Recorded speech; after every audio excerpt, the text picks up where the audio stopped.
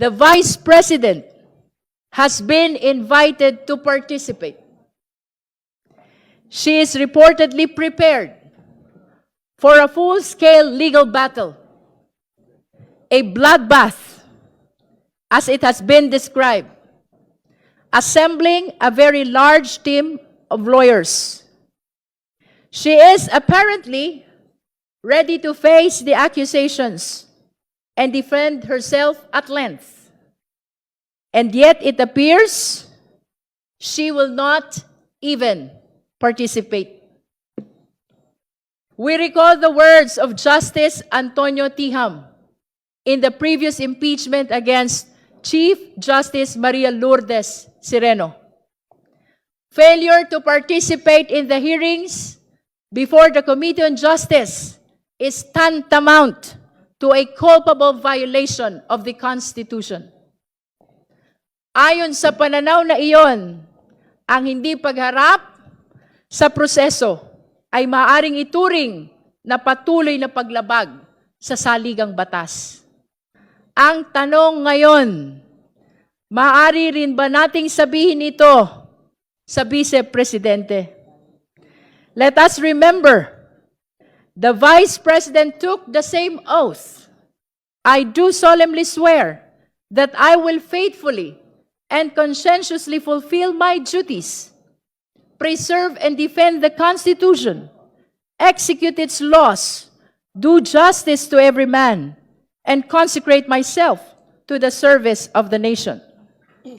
Lahat ho ng kawani ng gobyerno, lahat ng opisyal ng pamahalaan, iisa ang panunumpa, iisa ang pamantayan, iisa ang pananagutan. Ang panunumpang ito ay hindi lamang pangako ng panunungkulan. Ito ay panata ng pagharap sa pananagutan at paggalang sa saligang batas. Dito sa komite, susundan natin ang saligang batas. Hindi natin tatalikuran ang ating tungkulin. Iyan ang inaasahan ng taong bayan. Hindi pag-iwas, kundi pagharap. Hindi katahimikan, kundi pananagutan. Sapagkat ang panunumpa ay hindi lamang binibigkas sa simula. Ito ay pinatutunayan sa bawat pagkakataon na tayo ay sinusubok.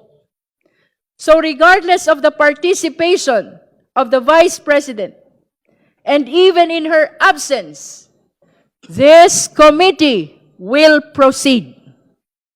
The Vice President has been invited to participate. She is reportedly prepared for a full-scale legal battle, a bloodbath, as it has been described, assembling a very large team of lawyers. She is apparently ready to face the accusations and defend herself at length. And yet it appears she will not even participate. We recall the words of Justice Antonio Tiham in the previous impeachment against Chief Justice Maria Lourdes Sireno.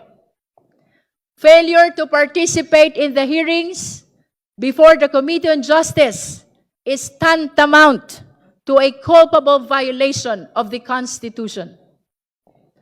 Ayon sa pananaw na iyon, ang hindi pagharap sa proseso ay maaaring ituring na patuloy na paglabag sa saligang batas.